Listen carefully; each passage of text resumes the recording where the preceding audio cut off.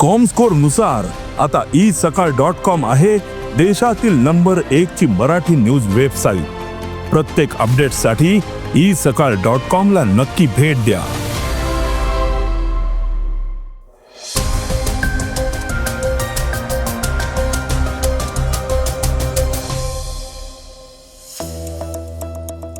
महाराष्ट्रातील कामगार कायद्यात मोठे बदल करण्यात आलेले आहेत। एआयच्या नावाखाली कर्मचाऱ्यांना कामावरून काढता येणार नाही। राज्य शिक्षण मंडळाच्या 12वीचा निकाल लागणार आहे, तर व्यावसायिक सिलेंडरच्या दरात वाढ करण्यात आलेली आहे।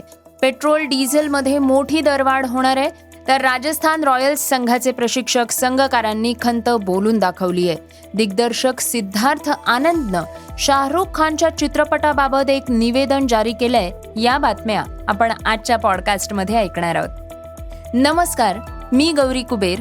आज 2 मे वार शनिवार। तुम्ही ऐकत आहात देशातील number 1 Marathi news website isakal.com चं पॉडकास्ट। पॉडकास्टची पहिली बातमी आहे कामगार कायद्याची। महाराष्ट्र सरकारनं कामगार आणि औद्योगिक क्षेत्रावर परिणाम करणारा एक मोठा निर्णय घेतलाय। राज्य सरकारनं कामगार कायद्याअंतर्गत नवीन नियमांचा मसुदा प्रसिद्ध केलाय, ज्यामुळे औद्योगिक क्षेत्रात अनेक महत्त्वपूर्ण बदल होणार आहेत। सरकारचा दावा आहे की या बदलांमुळे उद्योग आणि कर्मचारी यांच्यातील प्रक्रिया सुलभ होतील आणि अधिक पारदर्शक बनतील। 300 पर्यंत कर्मचारी असलेल्या कंपन्यांना आता कामगारांना कामावरून कमी करण्यासाठी सरकारची पूर्व परवानगी घेणं आवश्यक आहे।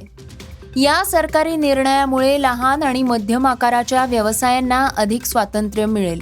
त्यांना अधिक वेगानं व्यावसायिक निर्णय घेता येतील। सरकारनं कामगारांच्या हिताचं रक्षण करण्यासाठी काही महत्त्वाच्या तरतुदीही जोडल्या आहेत। यामध्ये किमान वेतन लागू करणे, समान कामासाठी समान वेतन सुनिश्चित करणे आणि कोणत्याही संपापूर्वी पूर्व सूचना देणे अनिवार्य करणं यांचा समावेश आहे। यामुळे कामगारांच्या हक्कांचं संरक्षण होईल असं सरकारचं म्हणणं आहे। पॉडकास्टची दुसरी बातमी एआयची। एआयच्या वाढत्या लोकप्रियतेमुळे जगभरात लाखो नोकऱ्या गेल्या आहेत। हा कल झपाट्यानं वाढतोय। खर्च कपात आणि प्रगत तंत्रज्ञानाच्या नावाखाली मोठ्या कंपन्यांमध्ये मानवी कर्मचाऱ्यांची जागा एआय घेत आहे, ज्यामुळे त्यांच्या नोकऱ्यांच्या भविष्याबद्दल चिंता निर्माण झालेली आहे। एका चीनी न्यायालयानं या मुद्द्यावर एक महत्त्वपूर्ण निकाल दिलाय। न्यायालयानं असा निकाल दिलाय की केवळ खर्च वाढवण्यासाठी कर्मचाऱ्यांची जागा कृत्रिम बुद्धिमत्तेनं घेण्यासाठी चीनी कंपन्या कायदेशीररित्या त्यांना कामावरून काढू शकत नाहीत।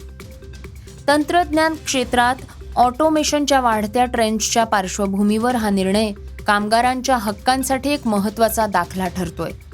हांगझोऊ इथल्या एका न्यायालयानं एका टेक कंपनीची कृती ही बेकायदेशीर बडतर्फी म्हणून घोषित केली आहे, कारण त्या कंपनीनं एका कर्मचाऱ्याला दुसऱ्या कामावर नेमलं होतं आणि त्याचा पगार हा मोठ्या प्रमाणात कमी केला आणि त्याचं काम एआय करू शकतं असं कारण देण्यात आलं, ज्यामुळे अखेरीस त्या कर्मचाऱ्याला कामावरून काढून टाकण्यात आलं। पॉडकास्टची तिसरी बातमी 12वीच्या निकालाची। महाराष्ट्र राज्य माध्यमिक व उच्च माध्यमिक शिक्षण मंडळातर्फे फेब्रुवारी-मार्च 2026 मध्ये आयोजित करण्यात आलेल्या उच्च माध्यमिक प्रमाणपत्र परीक्षेचा निकाल आज दुपारी 1 वाजता ऑनलाईन जाहीर करण्यात येणार आहे। पुणे, नागपूर, छत्रपती संभाजीनगर, मुंबई, कोल्हापूर, अमरावती, नाशिक, लातूर व कोकण या 9 विभागीय मंडळांमार्फत 12वीची परीक्षा घेण्यात आली होती। यंदा पहिल्यांदाच मंडळाकडनं हा निकाल आपल्या नियोजित वेळेपूर्वीच जाहीर करण्यात आलेला आहे। 12वीच्या सर्व विद्यार्थ्यांचे विषय निहाय संपादित केलेले गुण उपरोक्त संकेतस्थळावर उपलब्ध होतील। या माहितीची प्रत घेता येईल।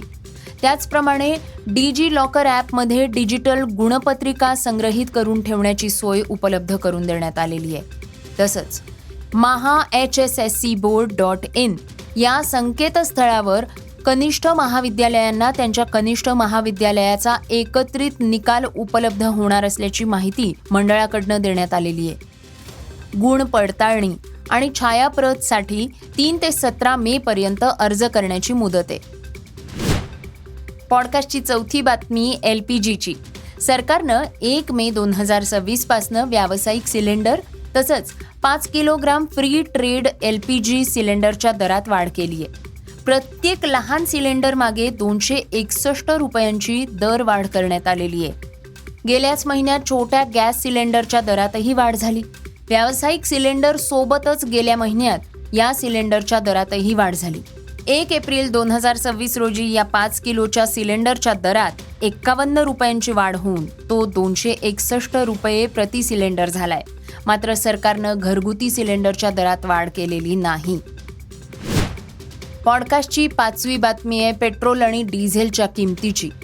देशभरात पेट्रोल आणि डिझेलच्या किमती वाढतायत. सरकारी सूत्रांनी असे संकेत दिले आहेत की नजीकच्या भविष्यात पेट्रोल आणि डिझेलच्या दरात लक्षणीय वाढ होण्याची शक्यता नाकारता येत नाही.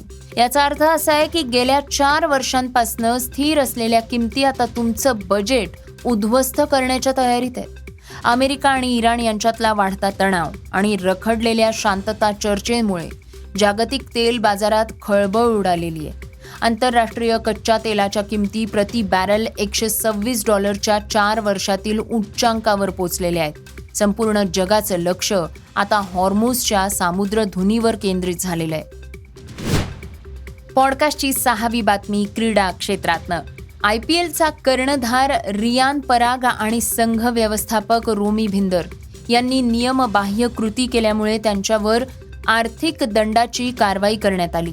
परंतु अशा प्रकारांमुळे राजस्थान रॉयल्स या संघाची प्रतिमा मलिन होत असल्याची निराशा मुख्य प्रशिक्षक कुमार संगकारा यांनी व्यक्त केली. पंजाब किंग्ज विरुद्धच्या सामन्यात कर्णधार रियान पराग ड्रेसिंग रूममध्ये व्हेपिंग करताना सामन्याच्या थेट प्रक्षेपणातून दिसून आला. त्याच्यावर खेळाची बदनामी केल्याचा आरोप ठेवून सामना मानधनातील 25% रक्कम कापून घेण्याची कारवाई करण्यात आली. त्या अगोदर मोसमाच्या सुरुवातीस संघ व्यवस्थापक रोमी भिंदर डगआउटमध्ये मोबाईल वापरताना दिसून आला. त्यांनीही नियमभंग केला होता. परिणामी त्यांना सुद्धा 1 लाख रुपयांचा दंड आकारण्यात आला होता. अशा प्रकारचे कोणतेही वाद संघाची प्रतिमा मलिन करत असतात, असं कुमार संगकारा दिल्ली विरुद्धच्या सामन्यापूर्वी म्हणाले आहेत. पॉडकास्टची शेवटची बातमी किंग चित्रपटाची. शाहरुख खान 2026 मध्ये किंग या चित्रपटाद्वारे पदार्पण करण्यास सज्ज झालाय.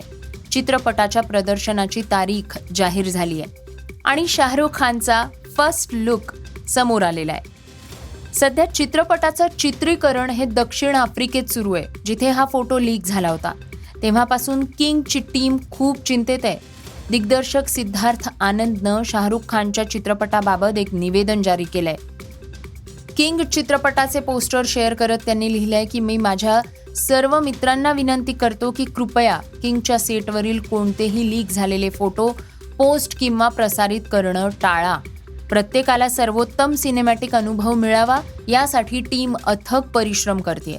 कृपया मोठ्या पडद्यावरील या सरप्राईजची वाट पहा आणि जोपर्यंत टीम चित्रपटाचे मूळ व्हिडिओ आणि व्हिज्युअल्स शेअर करत नाही तोपर्यंत संयम बाळगा.